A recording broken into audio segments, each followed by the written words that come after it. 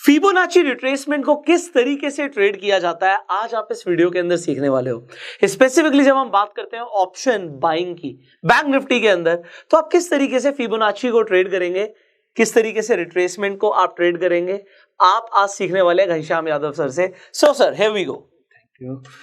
चलिए हम थोड़े से फिबोनाची के बारे में समझते हैं। यहाँ पे पहली चीज़ आप एक समझना है कि मैं फिबोनाची को सिर्फ बाइंग के लिए यूज़ करता हूँ, यानी उस रिट्रेसमेंट को सेल साइड में मैं यूज़ नहीं करता हूँ, मैं बाइंग साइड में ही यूज़ करता हूँ। ये मेरा बिल्कुल क्लियर है कि मैं फिबोनाची को बाइंग साइड के लिए यूज़ करता हूँ, मैं सेल साइड के लिए कभी यूज़ नहीं करता हूँ। यानी मैं कॉल लेने के लिए यूज़ करता हूँ, पुट लेने के लिए कभी इसको यूज़ नहीं करता हूँ, ना कभी मैंने उस पर कोई टेस्ट किया हुआ है। तो मैं फिबोनाची को सिर्फ बाइंग के लिए यूज़ करता हूँ, तो वो मैं आप लोग को बताता हूँ। तो वीडियो को ध्यानपूर्वक देखिए और समझिए इसको आप लोग। अब यहाँ पे मैं फिबोनाची रिट्रेसमेंट लगा लेता हूँ।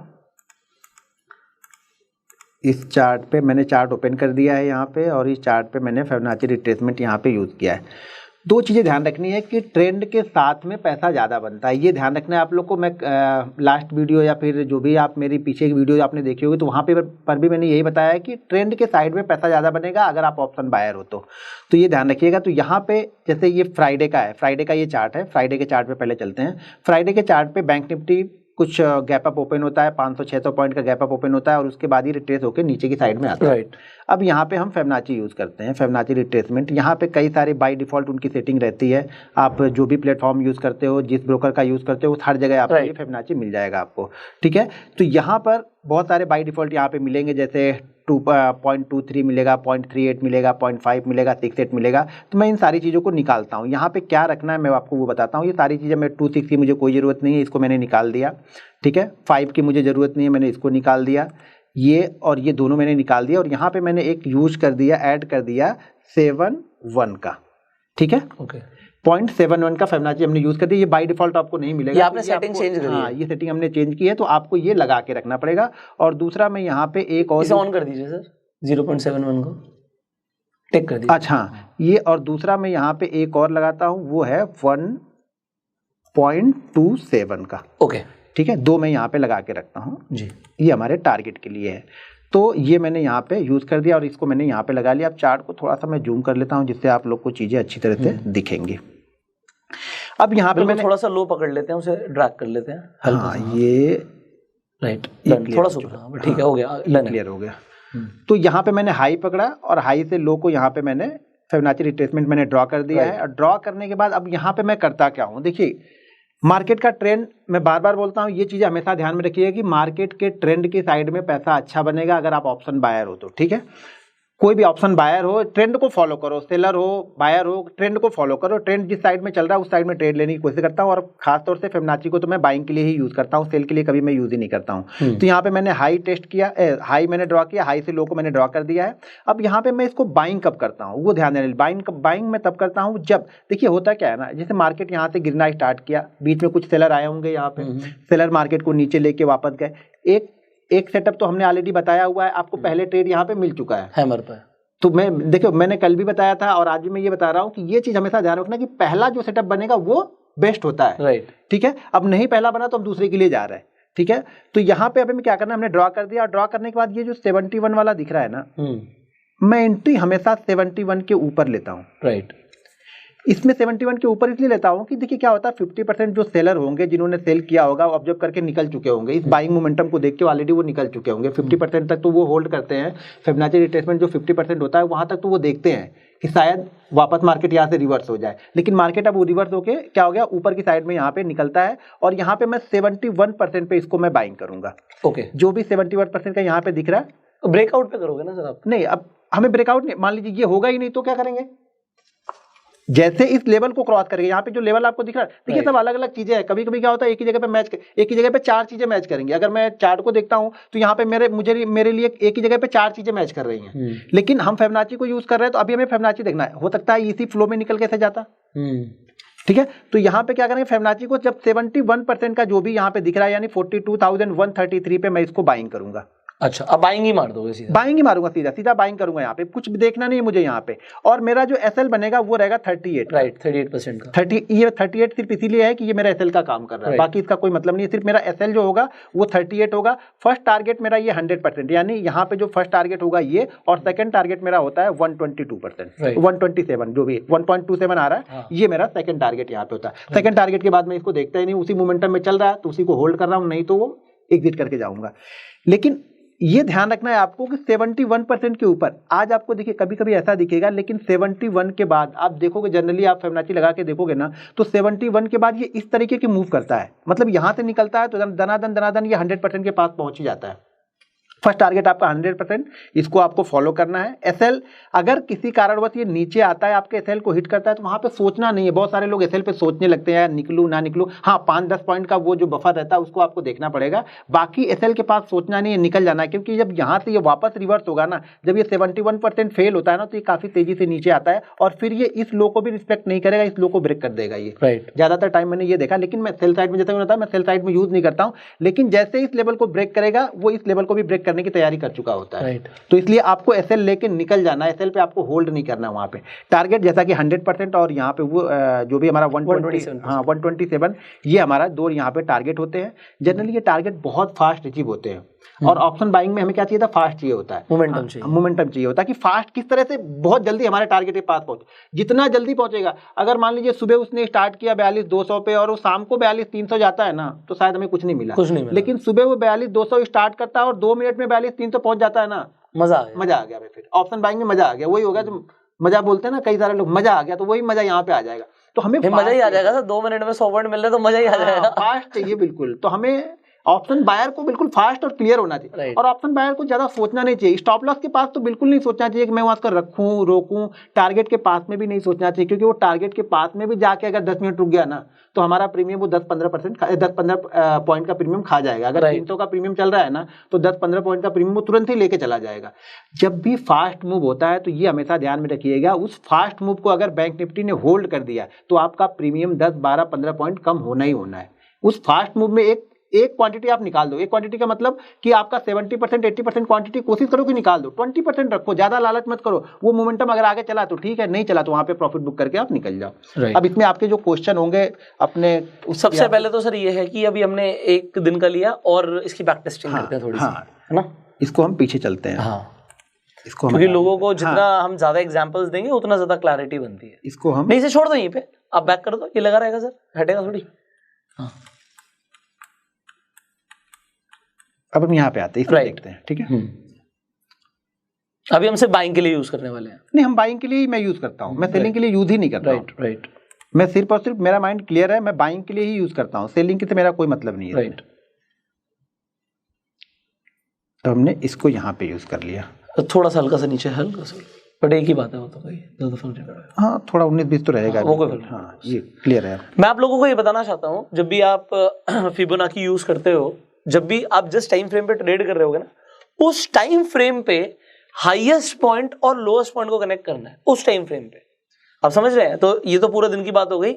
अगर जैसे यहाँ पे हमारे पास अब ऑलरेडी लो है, बट जब आप करोगे और लो के बाद उसने ऊपर हिट करना शुरू किया तो आप हाई से लो को कनेक्ट करोगे। जस्ट बिगिनर्स को बता। हाँ, ठीक है। दूसरी चीज है, अच्छा एक चीज मैं भूल गया कि इसको 5 मिनट पे ही यूज करना है। अच्छा, हाँ, बैंक इसका टाइम फ्रेम इंट्राडे 5 मिनट पे ही यूज करना है। आप ज्यादातर ट्रेड ही 5 मिनट पे करते हैं? 5 मिनट पे करता हूँ, तो 5 मिनट पे ही इसको यूज करना है, तो ये ध्यान रखना है। आपकी शायद सारी स्ट्रेटेजीज ही 5 मिनट पे, राइट? 5 मिनट, देखो 5 मिनट सफिशिएंट होता है, उससे कम में जाना थोड़ा सा रिस्की भी होता है, प्लस एक्सपीरियंस बहुत चाहिए होता है। मैं 1 मिनट पे भी कभी कभी यूज कर लेता हूँ, लेकिन इसके लिए अभी बिगिनर को आप 1 मिनट पे लेके जाओगे ना, तो वो पहले ही 1 मिनट पे चला जाएगा। 1 मिनट पे वॉलेटिलिटी बहुत होती है, वो ऑब्जर्व नहीं कर पाता वो वॉलेटिलिटी को। एक कैंडल देखेगा ग्रीन, एक कैंडल देखेगा रेड, वो निकल जाएगा। और 5 मिनट में थोड़ी वॉलेटिलिटी कम है, और कम वॉलेटिलिटी चाहिए, बिल्कुल शांत ट्रेड करना है, तो 50 मिनट फॉलो करो आप, ठीक है। तो यहाँ पे देखिए, यहाँ पे हमारा 71%, थोड़ा सा इसको मैं, हाँ, यहाँ पे हमने हाई और लो यहाँ पर भी मार्क कर लिया, राइट। और यहाँ पर हमारा जो 71% है वो ये कैंडल है, लगभग 136, यानी 41,536, ठीक है। 536 पे यहाँ पे ये इसको क्रॉस कर रहा है, और उसके बाद ऑलरेडी जब टाइम हो चुका है तो ज़्यादा कुछ हमारे पास बचा ही नहीं।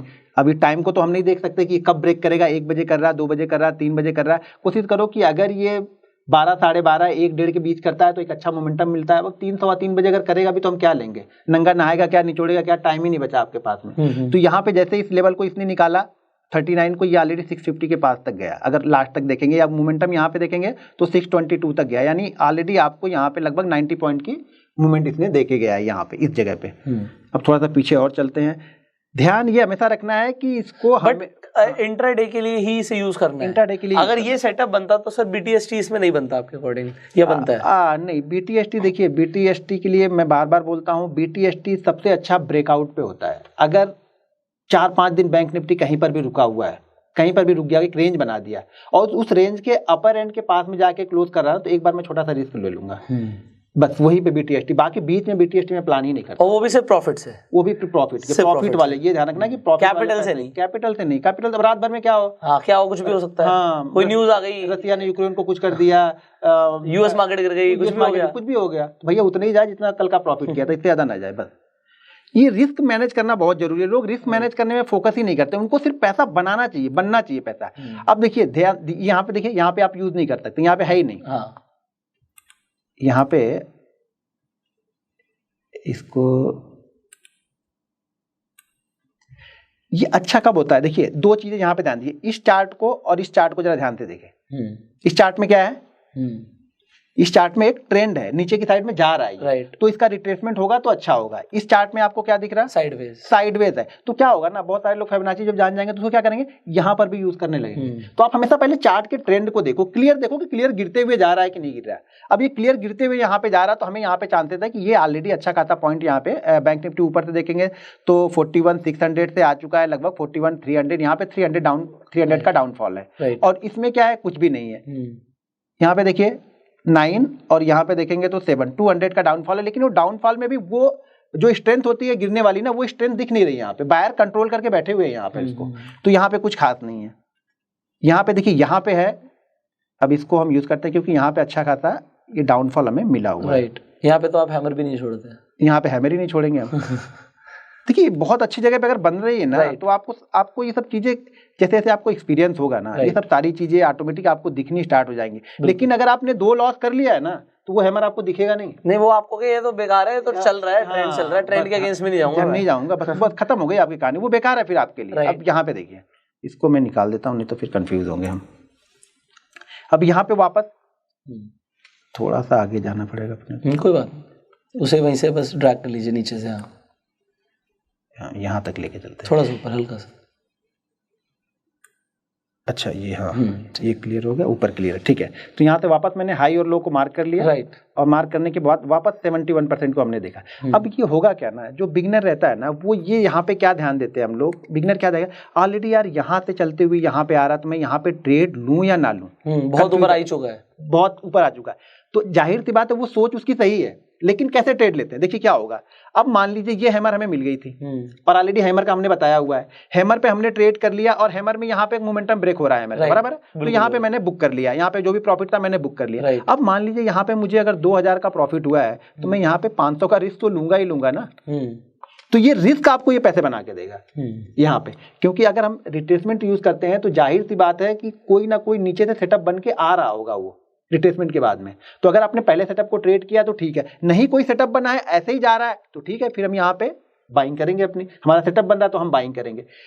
ये चीज ध्यान रखनी है आपको, जब भी आपका सेटअप बनते जाए ना, छोटी सी क्वांटिटी से ट्रेड करो, उस पर ट्रेड करो, तभी वो कॉन्फिडेंस आएगा। जब उस ट्रेड को आप लिखोगे अपनी डायरी में ना कि मैंने फिबोनाची से 150 ट्रेड ले लिए, अब जब आप रिव्यू करोगे ना 150 ट्रेडों के, जब एनालिसिस करोगे ना, तब आपको कॉन्फिडेंस आता है कि नहीं यार मेरा फिबोनाची बहुत अच्छा चल रहा था, 150 ट्रेड मैंने लिए हैं, इस 150 ट्रेड में मेरे 100 ट्रेड अच्छे गए, 50 ट्रेड अच्छे गए। एसएल तो छोटा ही है, टारगेट तो कुछ है ही नहीं, टारगेट तो ऊपर निकलते जाए, जहां तक जा रहा मोमेंटम को लेके जा रहे हैं हम।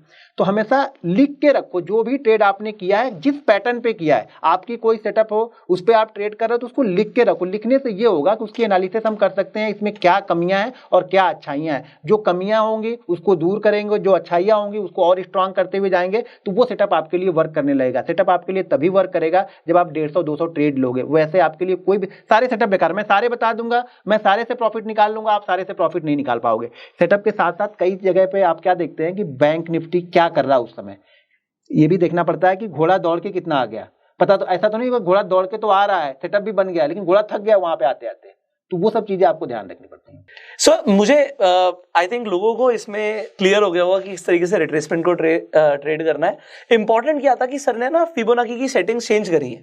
जो सेटिंग्स चेंज करी है आप सेटिंग्स नोट करिएगा, क्योंकि ये सेटिंग्स सर एक्सपीरियंस के साथ बता रहे हैं। सो सर इसे आपने कितनी बार टेस्ट किया होगा सो दैट आपको 1.5-2 साल से मैं कंटिन्यू करता हूँ इसे ही कर रहे हो? जो भी मैं चीजें यहाँ पे बता रहा हूँ ना, वो 1.5-2 साल से जब मुझे मेरे सेटअप में आ जाती है ना, तो मैं उसको यूज करते रहता हूँ, ट्रेड कर देता हूँ। ये सोच विचार करने का मेरा टाइम नहीं है। मैंने सोच विचार के लिए 2 साल दिए थे पीछे।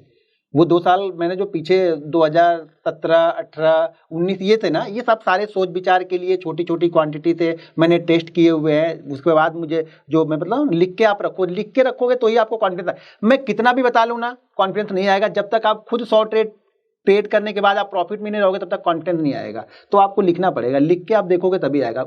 100 तरह की चीजें लोग बताते हैं, लेकिन हम क्या करते हैं, हम प्रैक्टिस ही नहीं करते। जब हम प्रैक्टिस उस पर करेंगे तो उसका रिजल्ट मिलेगा। तो ये प्रैक्टिस किया हुआ है, मैंने इसको किया है, टाइम टेस्टेड है सर। मतलब ये सिर्फ आपका नहीं है सर, सारे सक्सेसफुल ट्रेडर्स फिबोनाची को ट्रेड करते हैं। बट इसमें बस एक ही इंपॉर्टेंट चीज है कि जो आपकी सेटिंग्स चेंज हुई है वो एक्सपीरियंस के साथ हुई है। सबका अपना अपना तरीका होता है। किसी ने अपने सेटअप किया होगा, कुछ देखा होगा, किसी को कुछ हो सकता है मुझसे पहले किसी ने कुछ देखा उसको मिल जाता होगा, मुझे शायद नहीं मिल रहा था वहाँ। राइट। आपको ये वीडियो कैसा लगा प्लीज कमेंट्स में जरूर बताइएगा। और इस इन्फॉर्मेशन को सिर्फ अपने तक आपको नहीं रखना है, इस वीडियो को शेयर जरूर करना है। एंड प्लेलिस्ट का लिंक आपको आई बटन में मिल जाएगा, एंड स्क्रीन पर मिल जाएगा। ये प्लेलिस्ट भी आप लोगों के साथ शेयर कर सकते हैं। और अगर आपने सारी वीडियोस नहीं देखी इस प्लेलिस्ट की तो आप सारी वीडियोस स्टेप बाय स्टेप देखिएगा, you will learn a lot of things. So sir thank you so very much. Next video के अंदर नेक्स्ट स्ट्रैटेजी। अभी लोग बहुत ज्यादा बेसब्र हो गए हैं, इंतजार कर रहे हैं और रेगुलर कमेंट्स आ रहे हैं कि उन्हें आपसे बहुत कुछ सीखना बाकी है। उनको सारी चीजें मैं बता के जाऊंगा। अब आया हूँ तो सारी चीजें आपके चैनल पे बता के जाऊंगा। आपको सीखना है, बस प्रैक्टिस कर। मेरे पास एक ही रिक्वेस्ट है इन लोगों से, जो भी आप देख रहे हो ना, इस पे आप प्रैक्टिस करो। तुरंत पहले दिन से कुछ नहीं होगा, या एक दिन यूज करने के बाद दूसरे दिन छोड़ दोगे तो कोई मतलब नहीं। उसको आप प्रैक्टिस करो। 100 ट्रेड तो कम से कम लो। एब्सोल्युटली। वो 100 ट्रेड देखिए, जब तक मैं भी कोई सेटअप बनाता हूँ या करता हूँ ना, तो 100-150 ट्रेड से कम नहीं लेता हूँ। उसमें क्या सारी चीजें आती है, मार्केट का ट्रेंडिंग मार्केट भी मिल जाएगा, डाउन ट्रेंड भी मिल जाएगा, साइडवेज भी मिल जाएगा। जब तीनों मिल जाते हैं ना, तब उसका रिजल्ट समझ में आता है। तब रिजल्ट समझ आता है। पता लगा हमने ट्रेंडिंग चल रहा है तो बड़ा अच्छा चल रहा है, हमने 500 क्वांटिटी मार दी। अब पता लगा साइडवेज आ गया, वहां भी हम 500 क्वांटिटी मार रहे, तो क्या होगा? लॉस होगा। राइट। उस टाइम पे कुछ और भी करना है, वो भी हम आपको बताएंगे। So stay tuned. आप सब्सक्राइब कर सकते हैं चैनल को, बेल आइकन क्लिक कर सकते हैं जिससे आने वाली आप वीडियोस मिस ना करें। So see you in the next video. Till that I am Yugo self made and जय हिंद।